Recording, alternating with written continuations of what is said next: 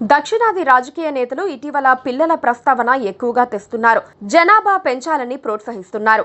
చంద్రబాబు, స్టాలిన్, అప్పుడప్పుడు తెలంగాణ సీఎం కూడా అదే చెబుతున్నారు. ఎందుకంటే జనాభాను తగ్గించడం వల్ల దక్షిణాదికి అన్యాయం జరుగుతోందని, లోక్సభ సీట్లు తగ్గిపోతాయని అంటున్నారు. కానీ అందులో నిజం లేదని బీజేపీ నేతలు అంటున్నారు. 1951లో తొలిసారి నియోజకవర్గాల పునర్విభజన జరిగింది. అప్పటి జనాభా లెక్కలకు అనుగుణంగా పార్లమెంట్లో ఎంపీ సీట్లు ఏర్పాటు చేశారు. 1971 జనాభా లెక్కల ప్రకారం 10 లక్షల మందికి ఒక ఎంపీ లోక్సభలో ప్రాతినిధ్యం వహించారు. ప్రస్తుత జనాభా ప్రకారం లోక్సభ సీట్లు 543 నుండి 753కు పెరిగే అవకాశం ఉంది. జనాభా లెక్కల ప్రకారం డీలిమిటేషన్ జరిగితే ఉత్తరాది రాష్ట్రాలకు ఎక్కువ సీట్లు దక్కే అవకాశం ఉంది. దక్షిణాది రాష్ట్రాల ప్రాతినిధ్యం లోక్సభలో చూస్తే ప్రస్తుతం 24%. జనాభా ప్రాతిపదికన చూస్తే 753 సీట్లకు పెరుగుతాయి. ఇందులో యూపీకి ప్రస్తుతం 80 లోక్సభ సీట్లు ఉంటే అది 128 వరకు పెరిగే అవకాశం ఉంది. బీహార్కు 40 నుండి 80 సీట్లకు, రాజస్థాన్ 25 నుంచి 44 సీట్లకు, మధ్యప్రదేశ్ 29 నుండి 47 సీట్లకు, మహారాష్ట్ర 48 నుండి 68కు పెరగనున్నాయి. దక్షిణాది రాష్ట్రాల నేతల ఆందోళన ఏంటంటే ప్రస్తుతం లోక్సభలో ఉన్న 543 సీట్లలో తమిళనాడుకు 39 సీట్లు ఉంటే పునర్విభజన తర్వాత 41 సీట్లకు, కర్ణాటకకు 28 సీట్లకు 36, తెలంగాణకు 17 ఎంపీ స్థానాలుంటే అవి 20కి, ఏపీకి 25 ఉంటే అవి 28కి పెరగనున్నాయి. కానీ కేరళకు 20 ఎంపీ సీట్లుంటే అవి 19కి తగ్గుతుంది. ఒక్క మాటలో చెప్పాలంటే పార్లమెంట్లో ఉత్తరాది మాటే చెల్లుతుంది. దక్షిణాది రాష్ట్రాల ఎంపీల సంఖ్య పెద్దగా పెరిగే అవకాశం లేదు.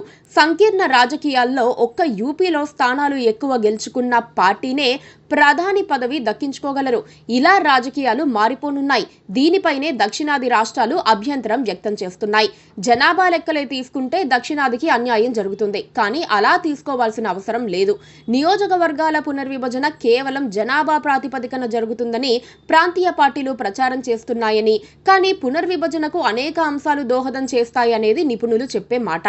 సామాజిక, రాజకీయ, ఆర్థిక, డెమోగ్రాఫిక్ స్థితిగతులన్నిటినీ అధ్యయనం చేసిన తర్వాతనే డీలిమిటేషన్ జరుగుతుంది. ఈశాన్య రాష్ట్రాల్లో తక్కువ జనాభా ఉన్నప్పటికీ అక్కడ లోక్సభ సీట్లు ప్రాధాన్యత స్థాయిలో ఉంటాయి. అలాగే దక్షిణాదిలో కేవలం జనాభా ప్రాతిపదికనే తీసుకోరనేది బీజేపీ నేతలు, నిపుణులు చెప్పే మాట. అయితే ఈ అంశంపై ప్రజల్లో అనేక సందేహాలు వచ్చేలా రాజకీయ పార్టీలు మాట్లాడుతున్నాయి. అందుకే ప్రజల్లో అనేక అనుమానాలు ఉన్నాయి. వాటిని క్లారిఫై చేయాల్సిన బాధ్యత కేంద్ర ప్రభుత్వం మీద ఉంది. అదే సమయంలో నియోజకవర్గాల పునర్విభజన అనేది మాత్రం ఖచ్చితంగా చేసి తీరాల్సిందే. దేశంలో అతిపెద్ద పార్లమెంటరీ నియోజకవర్గంగా ఉన్న మల్కాజ్గిరిలో 32 లక్షలకు పైగా ఓటర్లు ఉన్నారు. అలాగే ఈశాన్య రాష్ట్రాల్లో 4-5 లక్షలకు కూడా ఓ ఎంపీ ఉన్నారు. దక్షిణాదిలో ప్రాంతీయ పార్టీల హవా ఉంటుంది. ఆ పార్టీలకి అన్యాయం జరిగిపోతోందన్న ప్రాతిపదికపైనే ప్రజల్ని ఆకట్టుకునే ప్రయత్నం చేస్తారు. అందుకే ఈ డీలిమిటేషన్ విషయంలో అనవసర చర్చలు జరగకుండా వీలైనంత త్వరగా ఎప్పటికప్పుడు పారదర్శక సమాచారం ప్రజలకు తెలిసేలా కేంద్రం చేయాల్సి ఉంది. Please subscribe to KTV Telugu. KTV Telugu. KTV